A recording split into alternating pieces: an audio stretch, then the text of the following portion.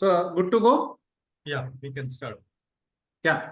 So, everyone, very good evening and welcome to the webinar organized by Symbiosis Center for Skill Development from Nagpur. So, we are a part of Symbiosis International University. So, welcome everyone to today's webinar on actionable human capital analytics for business leaders. So, we are thrilled to have you with us for this insightful session where we delve into the transformative power of data analytics in the realm of especially human capital management. Our expert, Mr. Arup Dattaroy, he brings over 35 years of experience in IT services and more than 3 decades of expertise in information management, business and business analytics. His extensive knowledge and hands-on experience make him the perfect guide to help us navigate this complex yet rewarding landscape of human capital analytics. So during this session, you will learn a lot and you will align your human capital strategies with broader business goals for maximum impact. So we encourage you to take full advantage of this opportunity. Do keep a piece of pen and paper along with you to note down certain questions which you can ask at the end of the session. So the session will go for around 30 minutes followed by a Q&A session. So thank you all for joining. Let us now hand over and listen to our expert, Mr. Arup Dattaroy. Sir, over to you. Thank you, Palyan sir, and warm welcome to all of you for taking your time to attend this webinar. This is part of the webinar series which SCSD has been arranging to launch their one new program called the Diploma in Decision Management. We'll talk about that towards the end. But today's topic, actionable human capital analytics for business leaders. This is a very subject which is very near and dear to me. So without much ado, let me start with the context, right? So what is human capital analytics? Basically a methodology for creating insights on how investments in human capital or talent force impact business outcomes. And this actually can create a competitive advantage for the organization, for HR for that matter. Human capital, HR, these are terms interchangeably used. I personally, is favorable of the term talent. I feel that everyone who actually joins the organization is actually a talent who brings to the company, right? I'm going to use that word talent much more than either human capital or HR. If I look at the market for human capital analytics market, there is a huge potential. So this is from the industry analysts. This is statistics which I gather, which is expected to grow from 3.7 billion in 2023 to 9 billion by 2032, so which is a 13% cumulative annual growth year over year. So it basically talks about huge potential in this area itself, both as different products which is going to come out, as well as services and basically the ecosystem is going to use human capital analytics for their business requirement, right? Now, however, despite this strong strategic, financial, and functional business cases for investment in core human capital competences, relatively few organizations rate themselves as effective in supporting talent management decisions with data, right? So this is a very interesting finding. Often the challenge is not access to data, right? But it is how you drive action based on the information which is provided, right? That is the challenge. Data is available, information is available, but how you drive action based on the information is a little challenging. And that's why today's focus of today's webinar is actually how do you actually make your insights actionable, right? That is the idea, especially when it comes to human capital or talent force management, right? So in this session, we'll basically cover three topics. We'll basically identify business issues which the human capital and talent force analytics may be applied. Then we'll see how to structure the analysis with data. And finally, we'll see how do you deliver those results in a compelling manner to be able to take the right action. Talent force analytics, as such, the high-level objectives, if I talk about, so the mission for talent force analytics is to improve the quality and increase the effectiveness of talent management decision making through use of data and analytics. Uh, those who are passionate about helping their organization maximize their talent force capability and capacity and enable the practitioners to build rewarding careers are most likely to adopt a talent force analytics solution in their organization. And this kind of solutions are founded upon what we call delivering data-driven actionable solutions to business challenges, especially in the people domain, right? That is our focus. And how do we make it actionable, right? That is the focus. Now, when you talk about actionable, is there something which is non-actionable versus actionable? Maybe we can just have a quick look at it, just to have an idea about what we typically, not so actionable versus what could be more actionable, right? In terms of, insights, right? So non-actionable things are data without context or qualification, right? So typically people will ask for information that they will ask, can you send me a spreadsheet? So it basically extract some data, what is the sources, the exclude some data, etc. So those are not actionable, and reports for the sake of reporting. So we see there are n number of reports are there, but not all of them are actually making any sense, right? Sometimes that happens. So that is not actionable, definitely.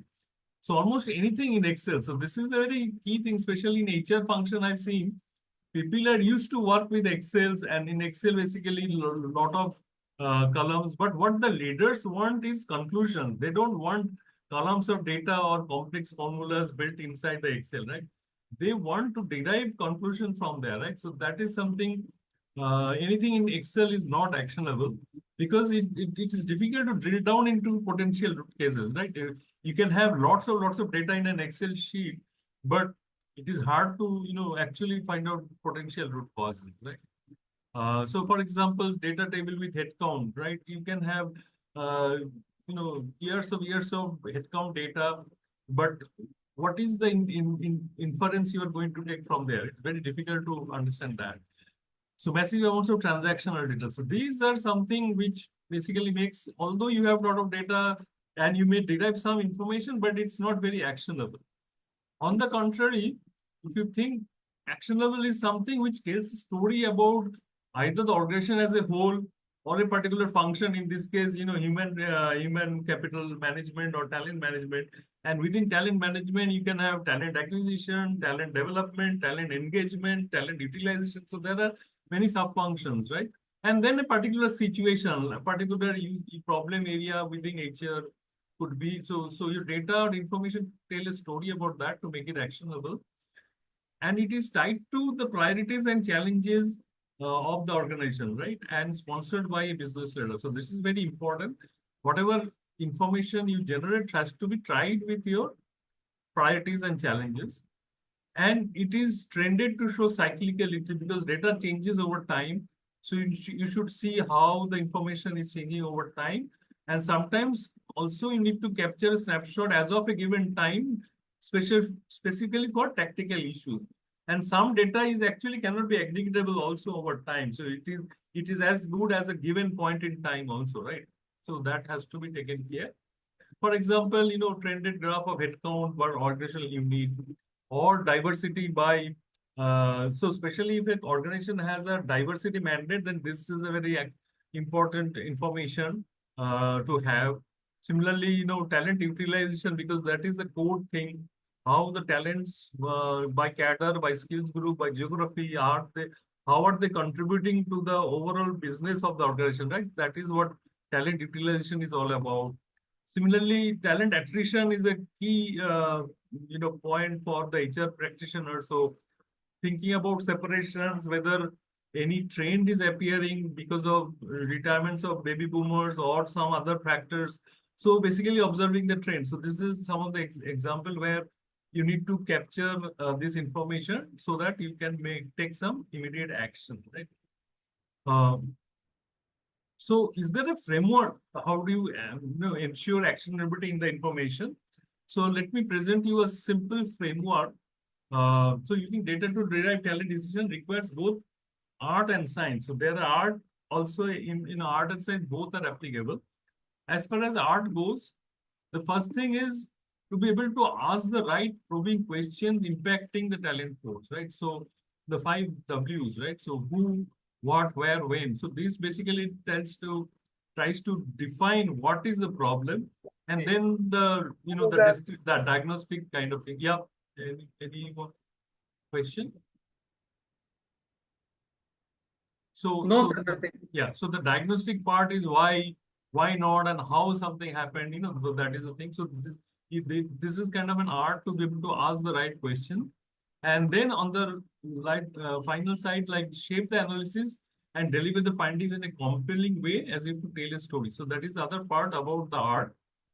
The science part is to be able to basically derive or having access to different metrics based on high quality data drawn from range of sources. Your data sources, even for HR function, could be very many. So you need to draw data from all those, ensure the data quality is maintained, and then be able to derive the KPIs and metrics needed for uh, correct information. So the framework is basically the three pronged framework. The first is the art, where you identify the issue. The second is the science, where you analyze the underlying data to unearth why the issue has happened. And then finally, the art is to deliver the findings, the insights in a compelling manner to tell the story about the situation, right? So this is what a simple framework where you can ensure actionability when you consume information. I will, in the subsequent slide, we'll talk about each of these three pillars one by one. So we'll start with the identify the issue. Now, before we go there, so this can be further broken down into basically from observation to intervention kind of steps. So you start with the observation about and bring your awareness about what is the issue, what is the scope of the issue. So you answer the who, the what, the where, and when. So if something has happened, who are involved, what is the issue, where did it happen, what time did it happen. So those are the important information you need to gather. And it could be either independently you could do the observation or guided through using some other champions or some help from out external sources as well. Collect the data about the issue and then consider other related topics about the same issue, right? So then you define your hypothesis, you formulate a theory, what the cause and effect could be, right? What are the typical causes and what is the effect? So basically trying to describe the whys and the why nots, right? And giving an analysis a skeleton. So this is where you create your hypothesis. The last point, knowing where not to look, is also very important. Sometimes we go into analysis paralysis, right? So we start looking at lot many different things which are not even needed, right? So knowing where not to look is also very, very important in this state. Uh, then you do your analysis, so assessing the hypothesis, the how part of it. So collecting the supporting data. So sometimes, you prove a hypothesis or you actually refute the contrary hypothesis. So both supporting data is needed as well as refuting data is also needed, right? So rethink your initial hypothesis, and hypothesis sometimes has to be rethink to finer, make it more finer, and then we have to take a step back to change the hypothesis also sometimes. So it's basically a very iterative process in this stage. And then finally, you communicate, you share your learning to others, you convince others that action should be taken. Uh, and to take action, you need to have adequate resources assigned for a particular task, and then you demonstrate the understanding of the situation to rest of to the different stakeholders and rest of the organization. And then finally, you intervene where you actually take the action, you expend your resources to impact the business. And then once you take action, you track the impact. What is the impact that is happening? And sometimes your decision may not take the right outcome immediately, right? Sometimes it takes time. So you keep on tracking what is what is happening, tracking the impact, and sometimes you need to basically take some mid-course corrections to ensure that whatever was the desired outcome is actually achieved, right? So this is how the entire framework happens. Uh, so now we go one by one with those three things. So identify the issue. So here, this is key. Key takeaway I would like all of you to go with. that you start with the strategy and not with the data. Sometimes it is what happens in the real life scenario. You start with the raw lying data and then try to come out with the what has happened, right? But rather it should think the other way around. So, for example, your strategy could be a growth strategy. You want to grow 20%, expand into new markets, right? Cut your operating costs, improve service, cut your time to markets, or bring in innovation in your organization. So this could be your high level strategy. Now, what are the challenges which you may face, right? Do you have the talent to execute on our strategy? Where are the future talent gaps, right? So these are challenges which you need to answer, right? So ask the right question. Are you maximizing new hire investments?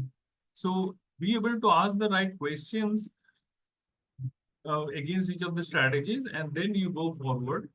Now, in terms of insights, you will have all these different KPIs, the manager tenure, the staff turnover, quality of hire. So these are some of the KPIs which you will derive from the underlying data. Um, so base answers on facts versus gut feel, right? And then take action. So for growth, you may have to do talent force planning, optimize pay distribution, change onboarding process. All of that you have to take. These are some of the actions, and then you keep measuring the impact. So the growth, the cost reduction, effective leadership, productivity, employee satisfaction. So as you go on, you keep measuring those impact of what is happening to based on your actions. Right? Now, typically, what I've seen, HR practitioners will get a request from other business stakeholders. Please send me this data. Please send me that information. So, what I call on all HR practitioners that when a request comes to you, you first need to question why do you need this data, right? Somebody is asked specific information.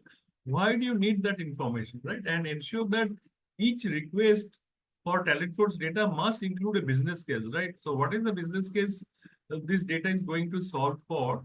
So as a HR practitioner, you should ensure these two things are done. Otherwise, you will keep on sending a lot of raw, low-level data, which there won't be any actionable insights out of that, right? Uh, so the second thing is to gut check, right? What decision will this data influence? Say, for example, talent acquisition, right? These are some of the key metrics which you need to define, right? So time to fill, cost per hire, number of open requisition, rehire, and there are many others. I've just picked a few. And what kind of decisions does the CHRO make from this kind of information, right? So, for example, should we hire mid-career staff, paying a premium for their experience or relationship, or invest in training entry-level staff? So, this is a dichotomy which the CHRO has to answer for himself. Now, to be able to take a particular decision one way or the other has to be supported by all this information, the metrics, right? So that is the main thing, right? Similarly, for talent development, we have this kind of metrics here, but so your CHRO is trying to think whether should we spend 20,000 on a leadership development offsite or hire an executive coach to provide ongoing feedback, right? Now, obviously, there is going to be some investment has to be made, but then how do I calculate my return on investment? What is the benefit I'm going to get? So trying to gauge that upfront before we can take those decisions, right? Similarly, for talent engagement, so for HR, this is a key area to ensure that you have satisfied employees, right? So these are some of the metrics: average performance rating, attrition rate. All HR managers are always, very defensive about attrition rate. So which HR investment will increase engagement, reduce critical staff turnover, and achieve 20% growth? So this is the CHRO level questions or decisions he or she has to take, but has to be supported by data, by specific metrics, and then metrics come from data. So that is the idea about identifying the issue. Then we go over analyzing the data. So as I said, okay, I have asked the right question. I know what decisions have to be made. So now, what are the typical analytical scenarios and analytical needs that an HR function may face, right? So for example, I want to examine trends. So here are some of the, information which may need, like headcount growth by month, but sliced by geography, skills group, and functions. Sometimes, say, headcount growth by month at the organization level, it is very easy to say, okay, I want to grow 10%, means my headcount today is 100. Tomorrow it will be 110 or something like that, right? Uh, that is easy. But moment you try to slice by different geography, skills group, and function, then you see that that becomes more challenging. So growing your headcount, say for example, for Power BI resources versus ETL resources, moment you go to that level, your challenge actually becomes more, right? So that is why it is very important to slice the data into different dimensions. Employee payroll costs similarly by on-site offshore. So as we know, like on-site people basically their billing rate is much higher, but then the number is less. So what is the payroll cost per month, right? So keeping track of that to see whether it is not going up or not going down. So keeping the trend is very important. Similarly, examining variance in internal performance, right? So what has changed before, this is variance means compare it to some other thing, right? So from a baseline. So typically, ESAT index current period versus prior period, right? So you have done typically, employee satisfaction surveys are executed maybe 6 months or maybe 1 year based on different organization, right? But you need to check whether the satisfaction index is going up or going down as compared to the previous time it was done, right? And then slice it by different business units, because satisfaction could be different from different business units as well. So revenue per employee this period versus last period, these are very interesting metrics, right? So then next thing is about examining external benchmarks. So sometimes you need to uh, compare your metrics with the industry average. So attrition, for example, right? So if your attrition rate is higher than industry average, then which indicates that something is not going right within your organization, right? So there has to be some action. So it is very important sometimes to compare with industry average to know whether you are doing better or worse off or almost similar to the industry, right? Um, Similarly, conducting root cause analysis, right? So, for example, top 10 employee grievances. So, this is again a data which may you get from your employee satisfaction surveys, but you identify top 10 and you ensure that these are actually acted upon, so that the same grievance actually should not reappear in the subsequent surveys again, right? So, that's the idea. So, make sure that these are, you do the root cause and then you act on them, right?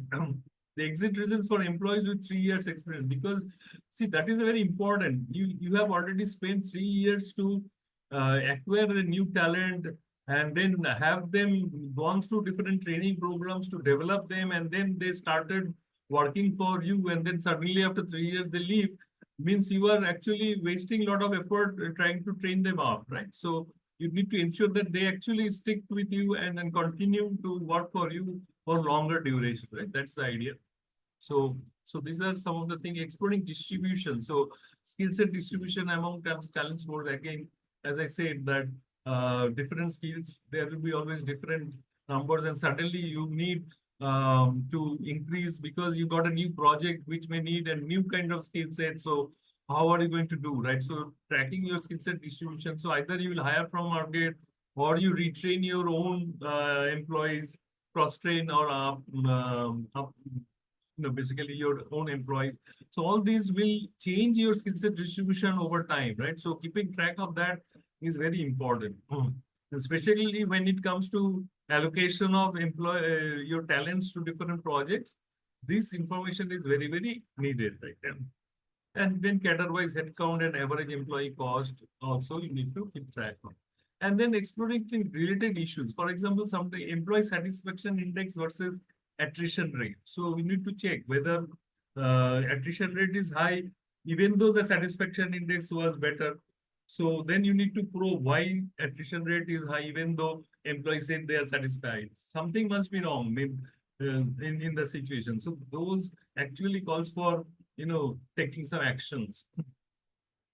And the last one is very interesting because sometimes, like in my previous organization, there was a mandate that by us and for us. So that we used to take pride that we train our own employees ourselves, right? Instead of taking help from external people, consultants to come and train our employees, right? So that's where we need to track how many training hours are attended by our employees as well as how many training hours are conducted by our employees. That gives a, and it's a very win-win situation because it also helps to improve the employee engagement, right? So if I 2 years ago, I was a boot camp or I was a fresher, I was undergoing some training in a boot camp. And after 2 years, I am actually training the new freshers in the same boot camp, right? So it gives me a very satisfaction, right? A sense of satisfaction. And it's very important to engage that way, right? So we used to track this kind of related issues, related information for that matter, right?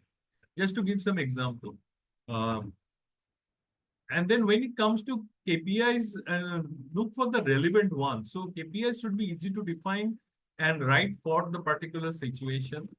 It should be critical few and inconsequential many. So sometimes we keep creating lot many different KPIs, but tend to forget the critical ones. KPI should be one time as well as ongoing. So you need to measure something for a particular one time, but then you should keep measuring it over a time frame, right? Maybe one quarter, every quarter, or every month, based on your preferences. You should keep doing and ongoing as well. And KPIs can be at the summary level, at the organization level, or a function level, or has to be segmented. Like I was talking about slicing by different dimension. So you need to see the same metric segmented by different dimensions as well, because that will reveal many other things as well, right? And the visibility and action from the KPIs. I like this statement from Albert Einstein that just because something can be counted, it doesn't mean that it counts, right? So think about when you choose your KPIs metrics, be very judicial about it, right? It should not be anything and anything. Just to give one simple example, like say this KPI, right? Net hire ratio. So it is used to determine whether the firm's talent force is expanding or contracting. So the description is number of external hires for every one termination. So you just want to see whether your talent force is either expanding or contracting. So the possible scenarios is contracting if your net hire ratio is less than 1, indicating that fewer employees were hired than terminated, right? And expanding if the net hire ratio is greater than 1, indicating more employees were hired than terminated, right? But this metric, dimensional slices also helps to understand the growth or contraction of subgroups, right? So, for example, gender and ethnicity. Suppose you have a diversity mandate in your organization. So, you need to ensure that when you hire new hire, they are from the different gender group or different ethnicity group or based on your diversity mandate, right? So, that you need to track. Similarly, age could be one thing, whether to see whether there is any retirements happening from baby boomer or not, those kind of things is important. But this also sometimes this metric also has some limitation because it's a ratio. It does not account for the magnitude of hires or terminations. Also the class, right? So for example, the ratio can be 1.5 if you are hiring, there were 2 terminations and you hired 3 people. So the ratio is 3/2, which is 1.5. And the same ratio 1.5 is when there were 20 termination and 30 hires, right? So the magnitude, because this being a ratio, it does not talk about the magnitude. So it is a limitation. Similarly, suppose you are hiring more freshers, then suppose there were 10 resignation from the senior management group, but you hire 20 freshers. So your net hire ratio is obviously positive. That means you are expanding, but is it the right way of expanding or not? When you define a metric like this, think about those scenarios also and limitations, right? Sometimes metrics reveal not many things, but it also hides the most vital information as well, right? And then there is also a burden of proof. So what level of confidence does your analysis or data will be acceptable, right? So is it 100%, 95%, 80%? Well, it changes from different answers to situation to situation. Uh, but yeah, and if you're using any supplemental information to support your data or analysis, what will the audience require? So you need to be care about that. So do they need primary data or secondary data or any kind of anecdotal data or information? So you need to care of that. And then, so finally, in order to deliver the insight with adequate confidence, the need is to present the data in the form of a business story via dashboards. So this is what is needed to make whatever information you are generating or based on your analysis of data, you need to present it in a very compelling way. That's where the need for dashboards comes in. So now we go to the last part, which is the deliver the findings. So typically talent force analytics uses three types of dashboards. So it could be a strategic dashboard, an analytical dashboard, or an operational dashboard. Uh, in a strategic dashboard, the objective is to focus on high-level measures of performance. Typically display static snapshots of either daily, weekly, or monthly data. And little user interaction. So there is almost no user interaction in such dashboards. And the target users are obviously decision makers and senior management. So main thing to consider is do not put too much details on those kind of dashboard. So it should be very crisp. One particular KPI, like here, if you see the top left, it is a trend chart. So it is telling you what has been the growth of part-time versus full-time employees over different time period, right? So the female to male ratio. So if you have a diversity mandate, this is just a crisp visualization to just talk about that. Notices during first year. So it's a bar chart to show that how many people are putting notice within first year of joining by different age group. So as you see, younger people tend to leave further, right? So they are putting more notices in the first year. So this can be alarming also. Sometimes the data has to be alarming. So there are different charts and graphs to be used in those dashboards. Similarly, if you look at the analytical dashboard, the objective is to be comparatively more complex data with rich comparison. So here you start comparing, between two sets of information. Extensive historical data is used to present it, right? And it also has interactive display so that you can actually do some kind of diagnostics, right? So you start with the summary level and would like to drill down, drill across. So those kind of information, interactive manipulation is needed, right? So target users typically are mid-management, the planning team, um, and so include more details, patterns, and trends and complex relationship. So if you look at in this particular thing, the top right, there is a gauge. It is called a gauge, right? So it has a pointer which tells you what is the actual amount. And then it also has the three color ranges to show what is, expected level, what is below expected level, and above desired level, right? So it just looking at the visual itself, you can know whether you are doing well or you are not doing well, right? The chart below, if you see top right and bottom chart, it's called a spider chart.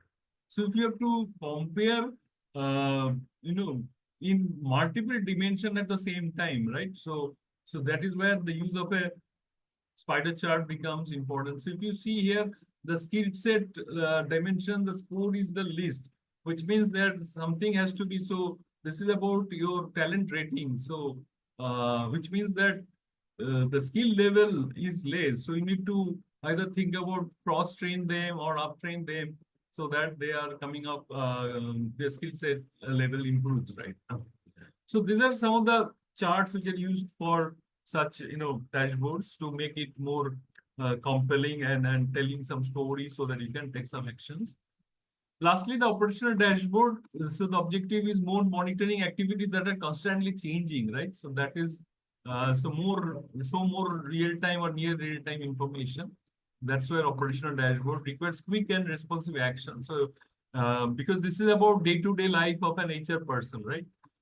So target users are HR operations team, the BPHR, the business partner HRs, who are mainly involved in, BPHRs typically are involved in employee engagement to ensure that all the employees under his or her portfolio are satisfied, are adequately engaged with their day-to-day work and things like that, right? And the main thing is must be extremely simple, this kind of dashboard and direct display of information, right? So if you see the chart on the right hand bottom, right, it's called a funnel chart. Now, if you think recruitment or talent acquisition as a function is typically a funnel process, right? You start with a so your target now fulfill number is, let's say, 20, but in order to hire 20, you need to start with a larger base to first find the prospect, then go through take them through your interviewing process. There will be in round of interviews, and your numbers keeps on funneling down. Finally, you are able to select those 20 odd whom you want to select, right? So this kind of chart, it keeps on changing as you go through your interview process and hiring process, right? And typically it may take, based on your it may take anywhere between 2 to 3 months to complete your hiring process for that, right? So this is the pricing dashboard kind of thing. So if you main thing what I wanted to highlight is the use of some data visualization charts or graphs also sometimes help you actually bringing out the actual insight, right? Just looking at the visual itself, you know what is happening. And that's the reason why, your talent flow analytics needs data visualization, which actually can help you derive value out of your data or enhance the user experience, right? Discover new insights, accelerate decision-making process, and finally tell a story about the function, about the situation, right? So that's why you need to use those data vision in those dashboards, right? Uh, Now, this is the tips for delivering effective insights. One is to link your human capital data for other sources. Uh, More than just data is required. Reports analytics should contain stories and insights that communicate what the results mean, right? The past is just as important. So historical data is essential for developing forecasts or any predictions for that matter, right? Monetize your business impact. So convert HR metrics into financial impact. So that's a very interesting point. And positioning is important. Ensure that key messages are appropriate, timely, and actionable. So use of proper visualization, etc. is needed. Relevant data, great meaningful data in a way that can be used by all levels of management. And relevant reporting, make reports meaningful by aligning with the business strategy and organizational goals. And what is in it for me? So tailor messages being conveyed so the executives can easily relate. So as dashboard, as you present your information to different stakeholders, tailor your message accordingly, right? So use of advanced analytics, so use NLP energy to annotate your graphs and charts is also important in this case, right? We'll see some examples. I think I will skip this interest of time. I'll skip this slide just to show what are the common barriers for data integrity, competing HR priorities, inefficient reporting, and user apathy. So I'll skip the solution part for now.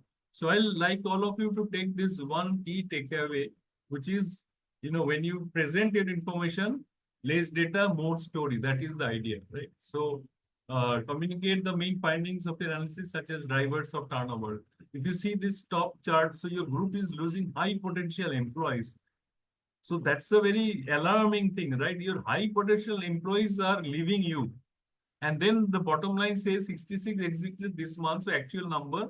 And then it is saying doubles the last month's account. So previous period comparison, it says it has doubled than the last month. So it must be an alarming situation. So it should immediately basically incite you to take some actions to see your high potential employees don't leave you, right?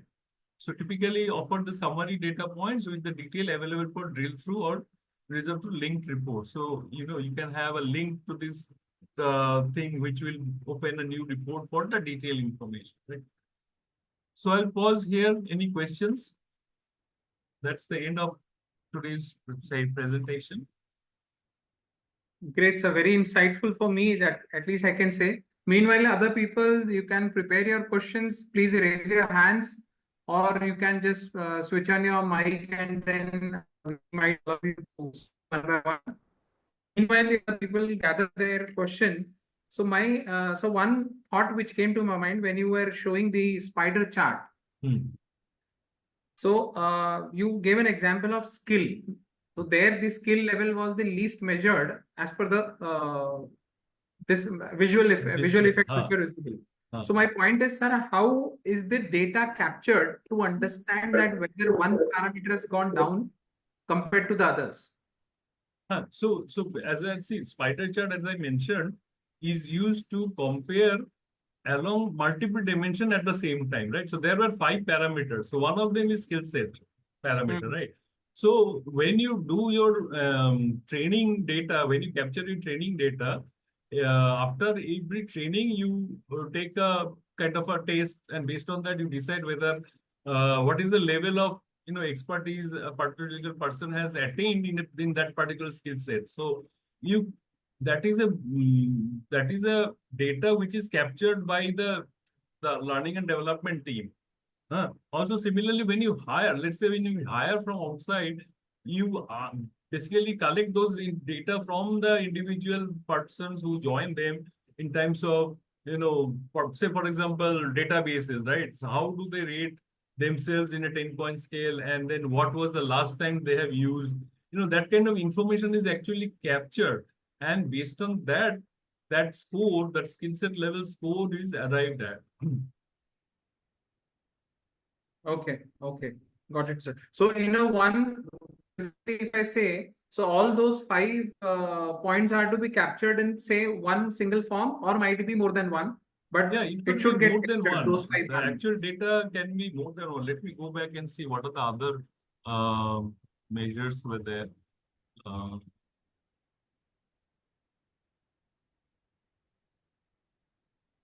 So very recently, I did one of the reports in which we presented that data. So very well. Communication. See, the second point is communication. So, and like when you talk about communication, it is both verbal and written, right? So, how well does an employee write emails for that matter, or any papers or presentations they do, right? And then how well do they talk when they speak? So, those are captured by the L&D team, right? Now, delivery is the quality of delivery. So that's the part of the delivery, right? When they're working on a project, right? Whatever the task is assigned to them, whether they're finishing in time, and what is the quality? Are there bugs in the code which they write, or the document which they prepare? Are there a lot of spelling mistakes? So those are things which are measured on an ongoing basis when they work on projects, right? So those data points come from the project side, right? So there, the data can come from multiple different sources, and then such data is correlated, and such a graph is prepared based on that, right? Got it. So I think we'll more go into details of this when we start our this diploma programs, and then students could actually learn how to make those and understand that in more details. Right. So So because it will basically, be a lot like of time in our diploma, right, we have 6 courses. So one of the course is an elective. So we are offering right now 2 electives, either an HR analytics or a financial analytics, so which the participant can choose from. So in that HR analytics course, all these will be taught in much more detail. Each of the the human capital, the talent management functions, like whether it is talent acquisition, whether it is talent development, talent engagement, and talent utilization. So what are the key metrics? What kind of data you need collect for those metrics, and what kind of KPIs you create from those metrics, and then how you present that information in a compelling manner. All those will be taught in that particular course. Great, sir. Great. So, students, those who are interested, you can just see the slide here, and the QR code is there. Our website is scsd.edu.in. On that particular website, also you can go and you can go to the particular page of the diploma in decision management. You can get more details on that. So, Arup sir, I should certainly say that whatever happens, I will definitely need a class from you. So, how to prepare a very pleasing PowerPoint presentation. So you make a wonderful presentations. The visuals are really good, and they give a very clear indication and idea how one should think forward. It drives a person's mind actually. Yeah. So great. I would certainly need that session from you. I'll definitely take that. So Okay. any students, if you have any questions, please feel free to put it. No queries? Chalo, great. So thanks, Arup. I think our motive got achieved. When we have no questions, that means everyone has understood everything, whatever you explained. I'm sure there will Right. be So questions in the back of their mind, but sometimes some people feel hesitations shy are about there. Yes. right. But anyway, So no worries. feel free to reach out anytime. And okay, I think we can close the session for today. Yes, you can please feel free to connect us anytime, whenever you want. I would request everyone, meantime, I summarize it up. I would request everyone to please switch on the cameras. We'll have a group photograph and then we can proceed towards the closure. So thanks, Arup. So right from the talent force analytics, mentioning non-actionable, actionable points, 5 Ws, who, what, where, when, why, observations for various, observation to the interventions, observations, hypothesis, analysis, everything explained very minutely. Answers on facts versus gut feelings. So that was the key which I take away with me along with this session. Employee satisfaction survey you mentioned in. So I would be, whenever I meet you, I would be keen to understand more about which are the tools which we can use to evaluate the employee satisfaction survey. You gave a very good example on magnitude and level of hiring. So that was very basic, very clear, and people are able to understand, I'm sure. So business story versus dashboard, strategic, analytic, operational, all 3 aspects was covered very diligently. So thank you so much, Arup. It was really a good session, and I hope everyone must have enjoyed a lot, and they would be remembering this for their betterment of their careers. So I would request everyone to please switch on their cameras. So I'll take a group photograph and then we can close these sessions, please. So all of you, please switch on your cameras. Tania Pal, Preeti Kakade, then Veena is there, Piali, Subodh, Santosh, Raju Ankede sir, then Mr. Abir, Subodh, Ravidas, please. Great. Good to see you, Shreyas.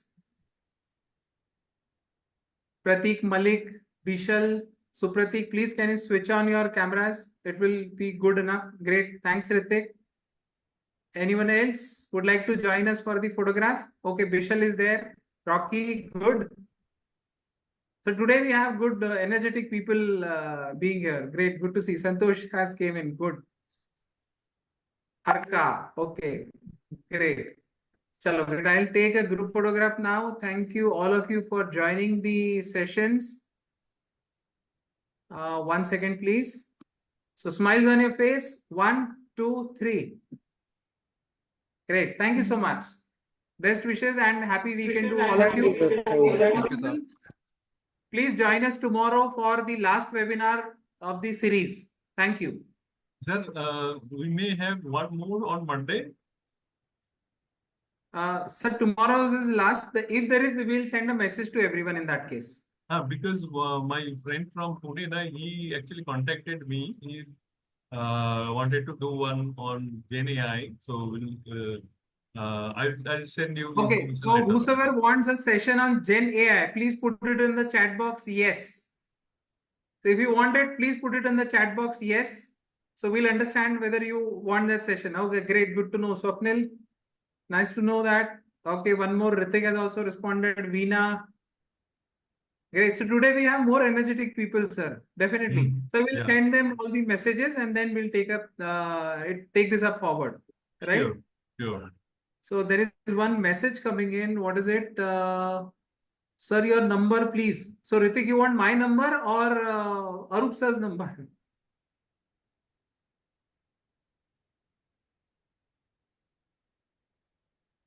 So